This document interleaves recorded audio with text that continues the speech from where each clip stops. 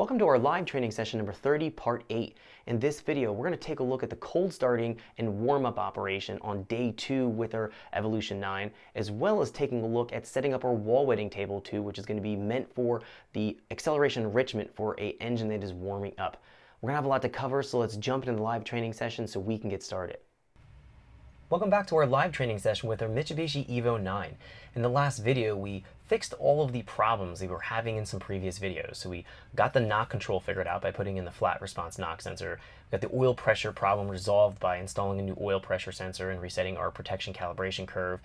We went in and modeled the fuel delivery for the flex fuel portion of control because we're using the VPC85. It's oxygenated. It's going to have a different density than what the Infinity's modeling in the actual math crunching in the background. So we've went through, we've corrected all that. We even corrected all the idle control by reversing and inverting the wiring and setting it up in our Infinity here. So at this point, we're ready to take a look at our cold start. So right now the engine is bone cold. We can see coolant temp is 81 degrees. Air temperature here is about 76. It's about 78 to 80 degrees ambient temperature in the garage. So the engine has been sitting here for about a day. So it hasn't been started, and you're only going to get one shot at really checking the cold start once a day.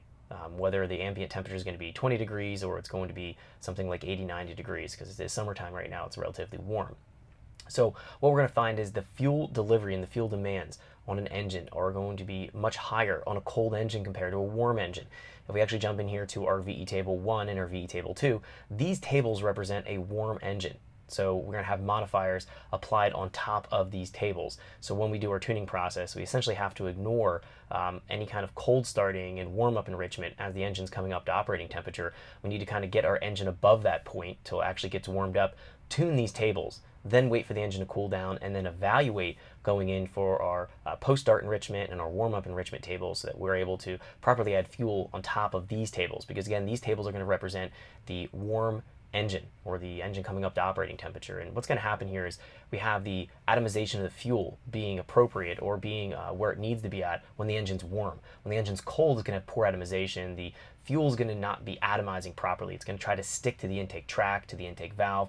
There's going to be all kinds of things that we need to overcome, and that's going to be the purpose of our cold start, post-start enrichment, having a different cranking fuel amount when we're cranking on a cold engine versus a warm engine, as well as that warm-up enrichment. So as it's coming up to operating temperature, it's going to go in, it's going to add fuel, and then it's going to gradually taper it out as it comes up to the operating temperature, which is about 160, 170 degrees. So what we're going to do is take a look at our starting here on a cold engine. Now, we're going to see that the ethanol content here is 76%.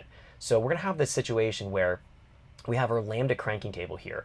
This will specify what we want the air fuel, the target air fuel to be at. We have our crank VE table here. This is going to be specifying the air mass. So we know fuel mass is equal to the air mass divided by the target air fuel, and then we know by giving it the flow rate and all the injector dead time information, it's going to convert that into injector pulse width, and then it's going to deliver that to the engine for the fuel. So we'll find if we lower the number here for the target air fuel for cranking, it's going to give us more fuel on cranking. We can see this is based on coolant temperature. We also can see here the crank VE table is just going to be engine speed versus manifold pressure. So this is going to be just an overall trimming factor. Thanks for checking out our teaser clip. If you want to see the rest of this video and more than 500 hours of current EFI training we have to offer, make sure you click right here. If you want to go and check out more teaser clips from this training course, click here. And you don't want to miss any of the videos we're going to be releasing on this channel, so make sure you subscribe and click here. Thanks for watching, and I'll see you guys later.